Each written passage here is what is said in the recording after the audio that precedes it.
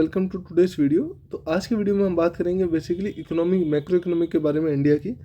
और बेसिकली अपना रीज़न यही रहेगा कि स्टॉक मार्केट क्यों गिर रहा है, Y stock market is falling, मतलब इतना अचानक से क्या हो गया कि स्टॉक मार्केट गिर रहा है। तो बेसिक रीज़न है जो आप सभी को पता होगा कि देखा ही होगा आपने, लोग ये चीज़ एग्जांपल दे रहे हैं सभी जगह की जीडीपी थी, उसका एक्सपेक्टेशन था 7% का आरबीआई का, लेकिन जीडीपी अपन रियल रही 5.5%। ये 2.5% बहुत ज़्यादा मैटर करता है, सॉरी आई मीन ये 2.5% बहुत ज़्यादा मैटर करता है। चलो ये सब तो नॉर्मल सी बात है जो सबको पता ही है, लेकिन आज के वीडियो में हम बात करने जा रहे हैं जो मैक्रो इकोनॉमिक्स है, जो छोटी छोटी इकोनॉमिक्स है, वो इंडिया की किस तरह से चल रही है और कितना हार्मफुल हो रहा है ये सब चीज़ें। तो सबसे पहले हम यहाँ पे बात करेंगे इकोनॉमी की। अगर इकोनॉमी की बात करेंगे, सिंपल इकोनॉमी, हम कोई बहुत ही डेप्थ में नहीं जा रहे, इतने सिंपल चीज़ें जो आप रोज़ सुनते हो उन चीज़ों के बारे में आपको बताना चाहूँगा। तो सबसे पहले हो गया जीडीपी। तो हम पहले जीडीपी के बारे में डिस्कस करेंगे, फिर रेपो रेट और ये कंज्यूमर स्पेंडिंग, इनका मतलब क्या रिलेशन क्या है, जीडीपी और आईएनआर फॉल क्यों हो रहा है, ये सब मतलब एक को रिलेशन है, सब चीज़ का एक को रिलेशन चल रहा है जिसकी वजह से मार्केट संभल रहा है और मार्केट गिर रहा है। हमेशा ये मतलब तीन चीज़ मेजर पिलर है अगर मार्केट का हम देखें सही ढंग से, तो इकोनॉमी का एक तो जीडीपी, एक आईएनआर फॉलिंग, एक रेपो रेट। अब जीडीपी क्यों है, इसका मतलब ये फॉलिंग, क्योंकि जीडीपी क्या दर्शाता है कि हम हमारे मतलब जो ये मार्केट है, मतलब नॉर्मल मार्केट है, वो कैसा चल रहा है कैसा नहीं चल रहा है, कैसा ग्रोथ आएगा क्या नहीं आएगा, जीडीपी में सब कुछ आ जाता है। अगर आप देखोगे जीडीपी में, तो ये जीडीपी का फॉर्मूला है C+I+G+X-M। अगर सी से देखोगे तो ये हो गया कंज्यूमर स्पेंडिंग, आई हो गया इन्वेस्टमेंट, और ये हो गया जी हो गया अपना गवर्नमेंट का स्पेंडिंग, एक्स हो गया एक्सपोर्ट और एम हो गया इम्पोर्ट। तो अगर ये सब चीज़ को आप ढंग से देखोगे तो ये कंज्यूमर स्पेंडिंग, मतलब कंज्यूमर स्पेंडिंग और रेपो रेट कैसे कोरिलेट करता है। तो अगर मैं आपको बताऊं कि रेपो रेट हो गया, repo rate is inversely proportional to liquidity. अगर रेपो रेट ज़्यादा है तो लिक्विडिटी कम होगी, अगर रेपो रेट कम है तो लिक्विडिटी ज़्यादा होगी।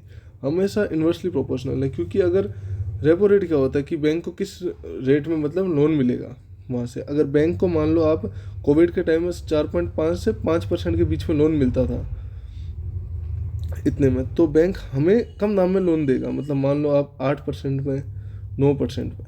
अगर बैंक को ही अगर 6.5% में लोन मिल रहा है तो वो हमें ज़रूर से ज़रूर 10 से 11% में लोन देगा। तो इससे क्या होगा कि लिक्विडिटी जो पैसा का कैश फ्लो है मार्केट में, वो कम रहेगा अगर जब ऐसी सिचुएशन आएगी तब। और जब ऐसी सिचुएशन आएगी तो लिक्विडिटी बहुत ज़्यादा रहेगा, जिससे कंज्यूमर की स्पेंडिंग भी ज़्यादा बढ़ेगी। अगर किसी को घर लेना होगा अभी, तो अगर रेपो रेट ज़्यादा है तो वो घर नहीं ले पाएगा, अगर किसी की मतलब जो मिडिल क्लास फैमिली है उनकी उनकी बात कर रहा हूँ मैं। और इन्वेस्टमेंट भी देखोगे तो इन्वेस्टमेंट भी इससे ही रिलेट करता है कहीं ना कहीं। और गवर्नमेंट स्पेंडिंग, अब गवर्नमेंट स्पेंडिंग को अगर आप सही ढंग से समझोगे, अभी कुछ टाइम से पीएसयू स्टॉक्स, मतलब कि गवर्नमेंट स्टॉक्स इतने ज़्यादा ऊपर गए हैं, इन सब का रीज़न देखोगे तो गवर्नमेंट की स्पेंडिंग थी। इलेक्शन टाइम में गवर्नमेंट ने कितना अच्छे से स्पेंड किया था मनी वगैरह सब, तो जिस वजह से पीएसयू स्टॉक्स काफ़ी ज़्यादा भाग रहे थे। तो मेजर रीजन्स यही रहता है इन सब चीज़ों का। अगर आप ये सबसे मेजर रीज़न है, आप इसे सही ढंग से देखना, X-M। अब तुम खुद बताओ, एक्स की वैल्यू अगर हम 2 मान ले और एम की वैल्यू अगर हम 1 मान ले, तो ये तो 1 आएगा, मतलब पॉजिटिव रिजल्ट आएगा। लेकिन अगर हम यहाँ एक्स जो कि एक्सपोर्ट है, एक्सपोर्ट अगर हम 1 कर रहे हैं और इम्पोर्ट अगर हम 2 कर रहे हैं, तो ये ऑब्वियस है कि -1 में आ रहा है आंसर। तो ये पूरी वैल्यू भी मतलब कम कम लेके जाएगी जीडीपी ग्रोथ को भी। तो जीडीपी ग्रोथ की एक ही कहानी रहती है, जब एक्सपोर्ट की रिजल्ट ज़्यादा आएगा in comparison to, what a minute, I am sorry, in comparison to import. जब एक्सपोर्ट ज़्यादा होने लगेगा इम्पोर्ट से, उस दिन मतलब जीडीपी भी अच्छी खासी ग्रोथ होगी। अगर आप देखोगे डाटा अच्छे से, तो चाइना और इंडिया को अगर आप कंपेयर करोगे जीडीपी ग्रोथ से, तो उनका जीडीपी ग्रोथ में सबसे पहला रीज़न है गवर्नमेंट स्पेंडिंग, और उसके बाद है एक्सपोर्ट उनका ज़्यादा है इंपोर्ट से, इंपोर्ट इंडिया का ज़्यादा है एक्सपोर्ट से, मतलब। और इन दोनों में भी अगर आप कंपैरिजन करोगे ना, तो देखना आप सही ढंग से कि पहले मैं इंडिया और चाइना का कंपैरिजन करता हूँ, उसके बाद मैं यूएसए और चाइना की कंपैरिजन बताऊँगा आपको। अगर आप यहाँ पे एक्सपोर्ट देखोगे सही ढंग से, तो ये क्या एक्सपोर्ट कर रहे हैं, ये टेक एक्सपोर्ट कर रहे हैं। हम क्या इंपोर्ट कर रहे हैं, स्पीसीज हो गए, कोई दाल हो गया, ये गेहूँ हो गए, ये सब हम इंपोर्ट मतलब एक्सपोर्ट कर रहे हैं, आई मीन सॉरी, एक्सपोर्ट कर रहे हैं। तो मेन रीज़न ये रह गया कि इंडिया का मेन रीज़न ये है कि मैन्युफैक्चरिंग यूनिट्स बहुत ही कम है इंडिया में, और यही मतलब इम्पेक्ट कर रहा है इंडिया की ग्रोथ इकोनॉमी को। अगर अब हम एग्जांपल ले यूएसए और चाइना का, तो ये दोनों ना आपको बता देगा कि ग्लोबलाइजेशन और टेक्नोलॉजी में डिफरेंस। अगर आप इस चीज़ को समझना, आप ग्लोबलाइजेशन क्या होता है कि अगर हम किसी चीज़ है मतलब टेक्नोलॉजी क्या हो गई कि जैसे मान लो एक प्रिंटर है, एक मतलब कंप्यूटर है, कंप्यूटर किसी ने बना लिया, अब आप उसमें क्या कर रहे हो, अगर आपने उसमें सॉफ्टवेयर बनाया कुछ, तो ये तो हो गई टेक्नोलॉजी। लेकिन अगर आप क्या कर रहे हो कि ये कंप्यूटर एक कंप्यूटर है और आपने यहाँ पे 10 कंप्यूटर बना लिए इनकी कॉपी करके, तो ये हो गया ग्लोबलाइजेशन।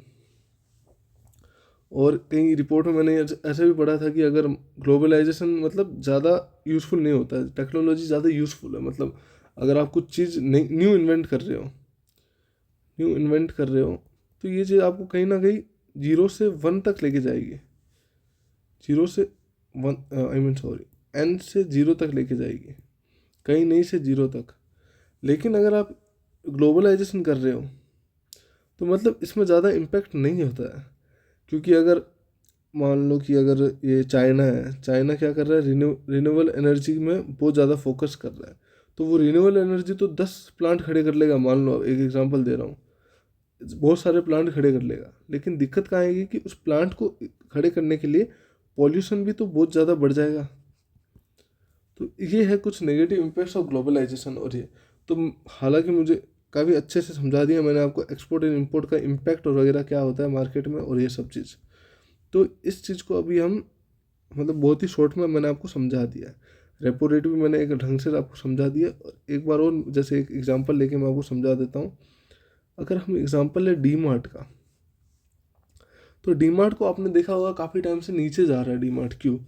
क्योंकि अगर आप देखो 2020 में तो रेपो रेट आप देख लेना नेट से, कहीं मैं नीचे लिंक डाल दूंगा इसका रेपो रेट का ग्राफ का, कि ये रेपो रेट था जो समथिंग अराउंड 4.5 to 5% के आसपास था। तब उस टाइम क्या था कि जो इंटरेस्ट रेट है वो काफ़ी कम थी। तो डी मार्ट क्या करते हैं कि मेजोरिटी और डी मार्ट का बिजनेस ये है कि मतलब वो अपना खुद का ज़मीन लेता है और वहाँ पे वो डी मार्ट शोरूम बना देता है और वो सब मतलब चीज़ें करता है। लेकिन क्या हुआ कि जब रेपो रेट 2022 की 23 के आसपास मतलब समथिंग अराउंड 6.5% के आसपास आया, तो उससे क्या हुआ कि मार्केट में लिक्विडिटी और इंटरेस्ट रेट मतलब काफ़ी ज़्यादा हो गए थे और लिक्विडिटी का इन्फ्लो काफ़ी कम हो गया था, जिस वजह से डीमार्ट का मतलब ये स्टोर जितना जल्दी खोल रहे थे अभी मतलब उतना कम स्टोर खोल पा रहे हैं। उस वजह से डीमार्ट का मतलब पी करेक्शन चल रहा है अभी। और प्लस जेप्टो वगैरह ये सब आ गए, ब्लिंकिट आ गया, स्विगी आ गए, इंस्टामार्ट, इन सब चीज़ों की वजह से। तो ये यहाँ पे मैंने आपको रेपो रेट भी अच्छे ढंग से समझा दिया, काफ़ी नॉर्मल वे में समझा रहा हूँ मैं आपको ये चीज़ें। अगर अब हम बात करें आईएनआर फॉल क्यों हो रहा है, आईएनआर फॉलिंग ये काफ़ी इन डेप्थ चीज़ है। अगर आप सही ढंग से देखोगे तो कि आईएनआर फॉल क्यों हो रहा है, और इसे समझाने के लिए मैं आपको एक चीज़ बताने वाला हूँ। जस्ट अ सेकेंड, कहाँ गया वो?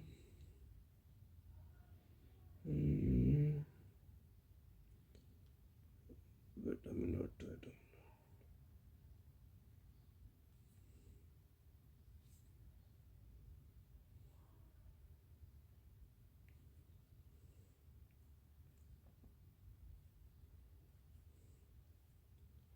और ये तो यहाँ से हट गया शायद, कोई ना।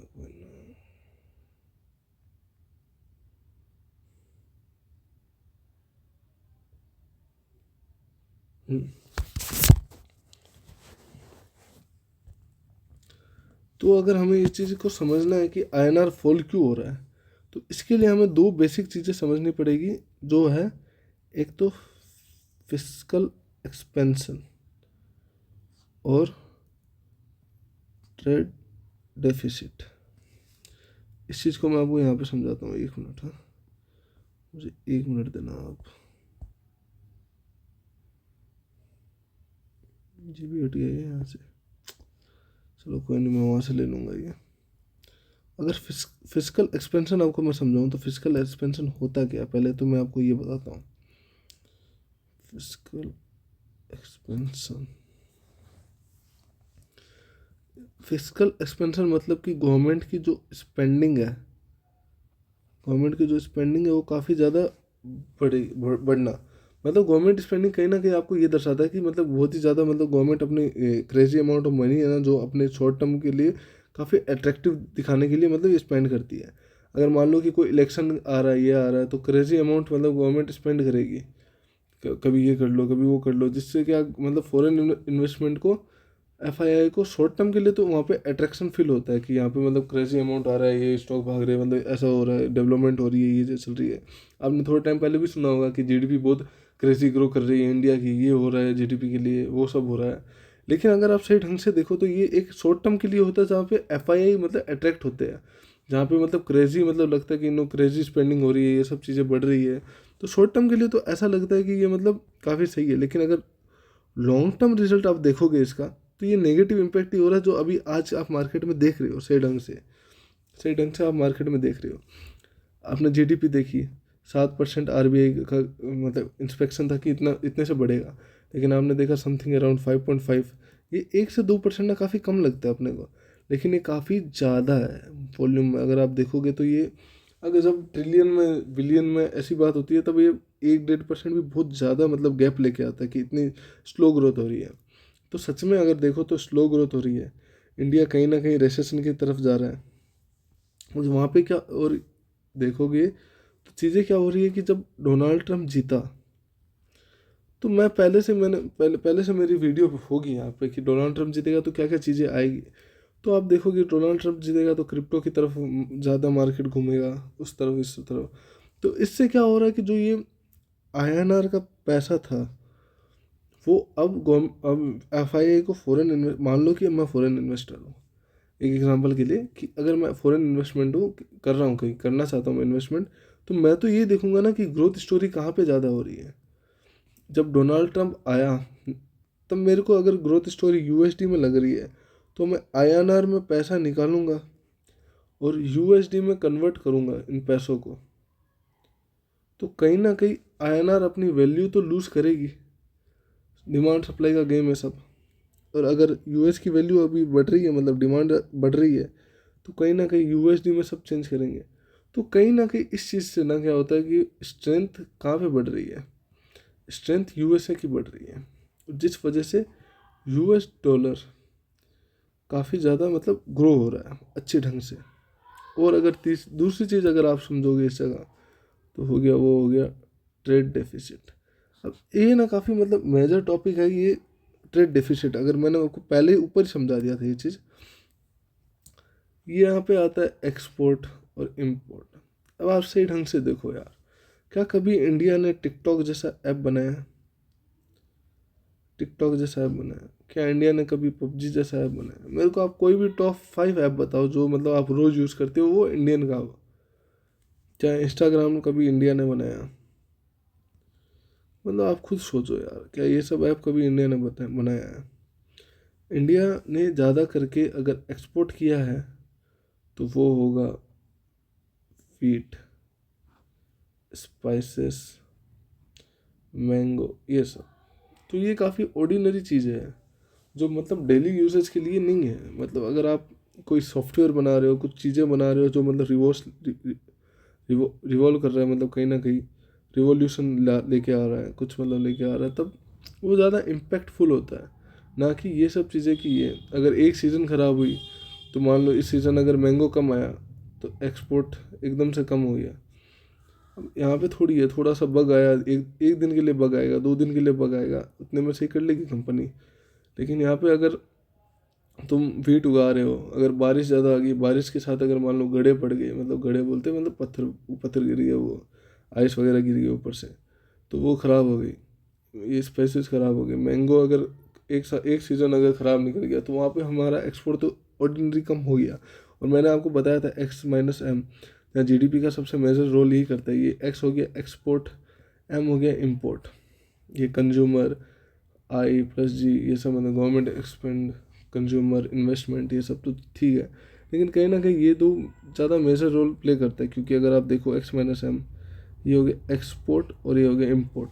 अगर एक्सपोर्ट की मात्रा अगर 1 है और इम्पोर्ट की मात्रा अगर 2 है, इस चीज़ को समझना आप, तो कहीं ना कहीं वैल्यू तो नेगेटिव ही आएगी ना, कहीं ना कहीं वैल्यू तो नेगेटिव ही आएगी। अगर इसी जगह अगर आप देखो कि कहीं ना कहीं एक्सपोर्ट अगर पॉजिटिव है और ज़्यादा मतलब वैल्यू में है, और इम्पोर्ट अगर कम वैल्यू में है, तो कहीं ना कहीं वैल्यू तो पॉजिटिव ही आएगी। तो इन सब चीज़ों के कारण ही कहीं ना कहीं मतलब INR गिरना, INR की वैल्यू कम होनी, कहीं ना कहीं जीडीपी में ग्रोथ सही में नहीं है, स्टोरी ग्रोथ स्टोरी बहुत कम है। गवर्नमेंट स्पेंडिंग्स थोड़ी अगर ज़्यादा कर दो तो जीडीपी में ग्रोथ अच्छे से आ जाएगी। मतलब बहुत सारी चीज़ें फ्लक्चुएट हो रही है, कहीं ना कहीं चीज़ें फ्लक्चुएट हो रही है। तो यहाँ का पैसा, अगर मैं अगर इन्वेस्टर हूँ, आप खुद अगर इन्वेस्टर हो, तो आप एफडी में थोड़ी लगाओगे पैसे। अगर आपको समझ है कि एफडी मुझे 7 से 8% का रिटर्न देगा, तो आप एफडी में थोड़ी लगाओगे। आप तो वहाँ पे पैसे लगाओगे ना जहाँ पे आपको रिटर्न अच्छे मिल रहे हैं। ये खाली एक एग्जाम्पल के लिए बता रहा हूँ मैं आपको, जहाँ पे रिटर्न अच्छे मिल रहे हैं, जहाँ पे आप अल्फ़ा जनरेट कर पा रहे हो। अगर आप अल्फ़ा ही नहीं जनरेट कर पा रहे हो तो पैसा यहाँ पे लगाने का क्या फ़ायदा। अगर मान लो इंडिया में आपको अगर ग्रोथ स्टोरी दिख रही है 12-13% की, मतलब स्टॉक मार्केट में, और कहीं यूएसए में आपको लग रहा है कि भाई आप 15 से 16% कमा लोगे, तो बेट तो यूएसए में लगाएंगे ना लोग। फिर उनके पैसा है, उनका मतलब जहाँ पे ग्रोथ दिखेगी वहाँ पे, ऐसा तो है नहीं कि यहाँ पे लगाएं। तो ये सब चीज़ें हमें समझना पड़ेगा। और आपने अगर देखा भी होगा, एआई आया तो इंडिया ने कोई इंटरेस्ट नहीं दिखाया, एआई में कोई इंटरेस्ट नहीं था। जब ये क्रिप्टो आया तो 30% टैक्स लगा के इसको बंद कर दिया। इंडिया ने एआई में इंटरेस्ट नहीं लिया, इन सब चीज़ों में नहीं लिया। अब तुम देखो यार, खुद देखो, अगर चाइना का अगर तुम बात करोगे तो चाइना में कैसा एआई चल रहा है अभी। चाइना मेरे ख्याल से तो यार, वो अगर आग लग रही है कहीं बिल्डिंग में तो ड्रोन आके पानी करेगा, आपको फायर एक्सटिंग्विश करेगा। ये सब चीज़ें टेक्निकें बना रही है। और हम इंडियन, काफ़ी बुरा लगता है ये सुनते हुए, कहते हुए, लेकिन हम इंडिया क्या क्या बात करेंगे कि रशिया का वार मोदी जी ने रुका दिया, राहुल गांधी जी ये कर रहे हैं, वो कर रहे हैं। ये सब चीज़ें ना काफ़ी मतलब बेसलेस चीज़ें यार। मतलब हमें लगता है जहाँ तक हम चीज़ों को अच्छे ढंग से नहीं समझेंगे तब तक चीज़ें नहीं चलने वाली। तो ये हम ही है जो डिसाइड करें, ना मोदी जी, ना राहुल जी, ना क्या नाम है, अखिलेश यादव जी, कोई हमारे काम नहीं आने वाले। हमें खुद को ये चीज़ें समझनी पड़ेगी, और खुद को जहाँ पे अल्फ़ा जनरेट हो वहाँ पे हमें जाना पड़ेगा। तो आई होप कि आज का वीडियो काफ़ी अच्छा हो, काफ़ी हेल्पफुल हो आपके लिए। और ऐसी वीडियो के लिए प्लीज़ मुझे सब्सक्राइब कीजिए। और मतलब मुझे पता है काफ़ी क्वालिटी अच्छी नहीं दे पा रहा हूँ मैं, बट श्योर कि मैं आगे आने वाले टाइम में अच्छी क्वालिटी दे पाऊँ आपको। Thank you gas.